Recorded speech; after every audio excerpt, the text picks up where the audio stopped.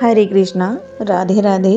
हम सभी साधक वैदेही की आत्मकथा श्रवण कर रहे हैं। भाग 32 गतांग से आगे। मैं वैदेही, हे ब्रह्मा आह्लादिनी, हे राम हृदय रमणी, हे राम प्रिया, हे साकेत विहारिणी, हे जनक किशोरी।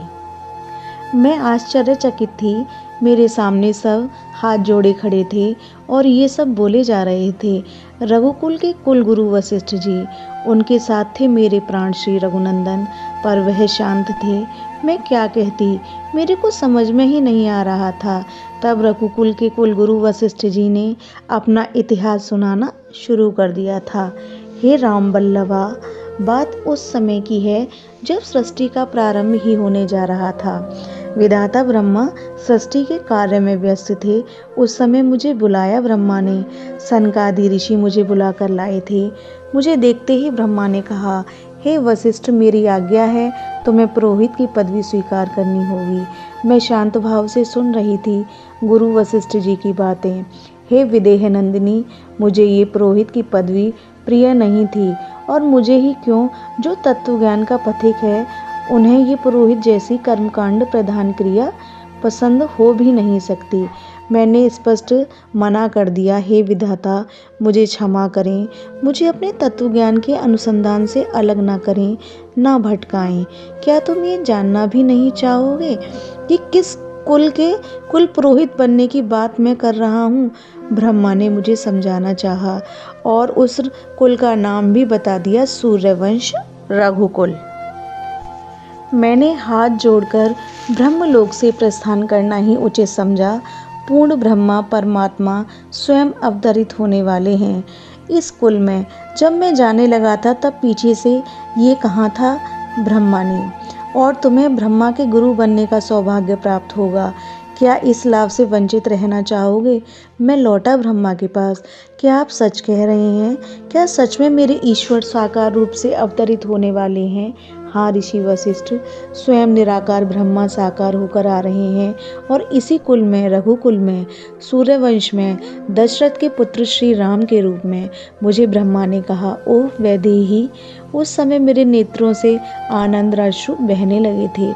मुझे स्वीकार है ब्रह्मदेव, मैं पुरोहित की पदवी स्वीकार करता हूँ। पर मैं रुक गया था उस समय।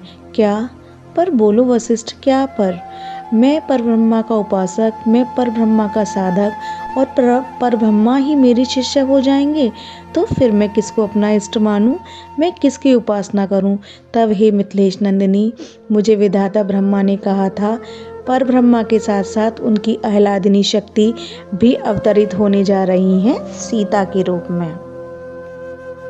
हे वशिष्ठ, राम तुम्हारी शिष्य होंगे ये मर्यादा है, पर आपकी इष्ट, आपकी आराध्या ब्रह्मा आह्लादिनी सीता रहेंगी, क्योंकि शक्ति और शक्तिमान दोनों भिन्न नहीं हैं, अभिन्न हैं।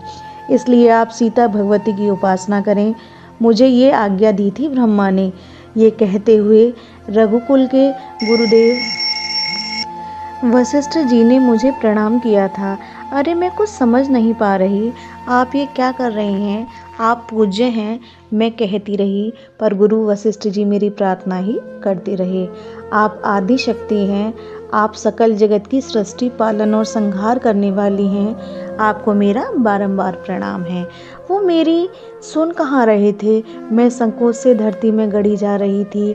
फिर एकाएक पता नहीं वशिष्ठ जी को क्या लगा, वो श्री रघुनंदन की ओर मुड़े।